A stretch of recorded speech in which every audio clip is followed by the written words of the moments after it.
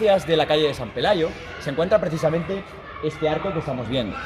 Realmente es una portada que formaba parte de una fachada mucho más grande, una portada ojival, apuntada, de la que conservamos prácticamente la estructura muraria y la propia estructura de la portada. Lo más llamativo es que este arco, conocido como Arco de San Pelayo, alberga en su interior los restos del origen de nuestra ciudad, el origen precisamente de los denominados Principia, esos testimonios de la Legio Sexta Victris, de la legión fundadora de la ciudad de León. Llama la atención la decoración que presenta la propia portada. Podemos ir acercándonos y ver la disposición de los diferentes baquetones a modo de columnillas adosadas, con esos sillares que han sido sustituidos en la parte inferior, lógicamente porque, como comentaremos luego, fue utilizado como una morada, como una casa, y disponían de este tipo de refuerzos para permitir el cerramiento de la puerta. A partir de esos baquetones, la decoración vegetal, que se ha perdido bastante, estaba conformada por esa disposición de motivos. Algunos lo han denominado decoración en cardo y similar a la portada del cardo de la catedral, pero no tiene nada que ver. La portada del cardo de la catedral es una portada del siglo XVI. Es una portada de transición en torno al siglo XIV, aproximadamente siglo XV. Y la disposición a partir de los capiteles, con esta pequeña moldura, hace que la propia portada esté configurada a través de esas grandes arquivoltas apuntadas. Unas arquivoltas abocinadas y apuntadas con motivos decorativos precisamente en la moldura exterior, en esa moldura exterior que está muy perdida. Tan solo podemos ver que existen, y si nos acercamos, algunos elementos rosáceos de lo que es de lo que constituye la parte de los capullos de las flores y que se van encardinando en la parte interna. Este tipo de elemento lo que hacía era guarnecer el propio arco para evitar la presencia de inclemencias meteorológicas. Estamos lógicamente ante un arco que ha sufrido mucho, ha sufrido bastante degradación, no solo a nivel de los capiteles, sino por supuesto a nivel interior de las propias arcuaciones. De hecho, el historiador Manuel Bravo Guarida, en torno a su obra más llamativa, en el año 1935, nos decía del arco que prácticamente nada quedaba en el resto de la casa o de esta morada de la época del mismo. Y además decía que debió corresponderse a alguna iglesia o alguna capilla, más bien que a una construcción civil. Incluso, siquiera, además, viniese, dice, después a una de las o dependiese de una de las casas del Cabildo. Es muy probable que esta construcción estuviera anexa a algunas de las casas del Cabildo. Y también, posteriormente, dice que la ocupó el primer estudio fotográfico, como vamos a ver a continuación, que existió en la ciudad de León, ¿no? Muy llamativo, sobre todo, la presencia en la documentada de la portada en torno a un monasterio, al monasterio del propio San Pelayo, en torno a lo que fue esa manzana de las casas del Cabildo y del primitivo colegio de los agustinos.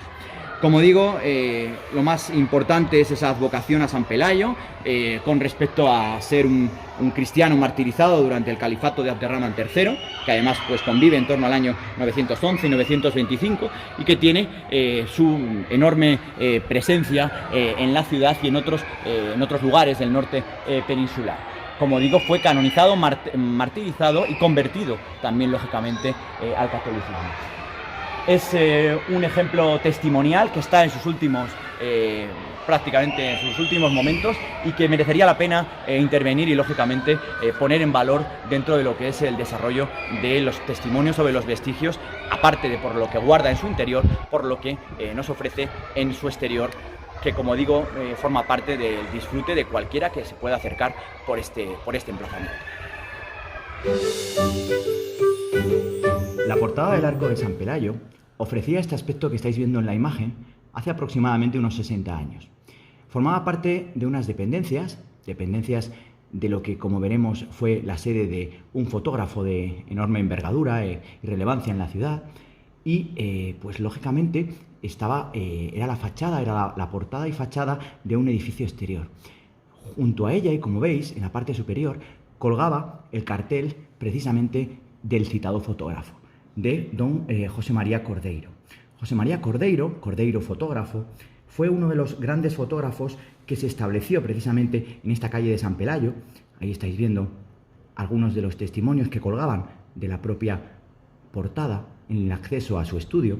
Como decía, era uno de los principales fotógrafos, José María Cordeiro Alves, que bueno, había nacido originariamente en Portugal y que se forma en el campo de la fotografía.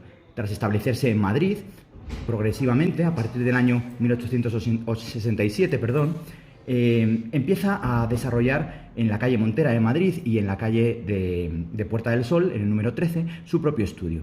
Bien, llega a León en el año 1869 e instala precisamente en el piso superior el estudio fotográfico, como estáis viendo en la imagen. Esta es una fotografía del propio José María Cordeiro, ahí lo estáis viendo. Su actividad fue muy creciente, sobre todo en este número 9 de la calle de San Pelayo.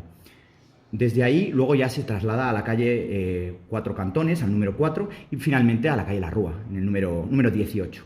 Fue un fotógrafo muy activo, participó en la Exposición Regional Leonesa, obtuvo un diploma de mérito por un retrato fotográfico, por varias fotografías, sobre todo de monumentos y de edificios representativos de la ciudad. Aquí estáis viendo el reverso de algunas de sus fotografías con su identificación, con esa precisa ubicación en la calle de San Pelayo, número 9. Cordeiro, en el año 1893, abandona León y se establece en Astorga. A partir de ese momento, en la calle Santa Marta de Astorga, en el número 19, y luego en la calle de La Parra. En el año 1917 fallece. Y aquí estáis viendo un testimonio en prensa en el que precisamente alude a esa presencia durante su estancia madrileña. Se identificaba como Cordeiro fotógrafo y evidenciaba la presencia del sistema fotográfico de esmalte, perla y colorido instantáneo, así se definía. Era una novedosa técnica fotográfica que había llegado a la corte y que además pues, ponía en desarrollo en sus propios estudios de fotografía. Esta es una fotografía propia en la que podemos ver cómo el arco está sufriendo todo tipo de inclemencias meteorológicas, por supuesto de nieve, de hielo, de agua, y una fotografía de aspecto desde la propia calle, de lo que queda lamentablemente de lo que fue originariamente esa portada de acceso a ese primitivo monasterio al que da su nombre.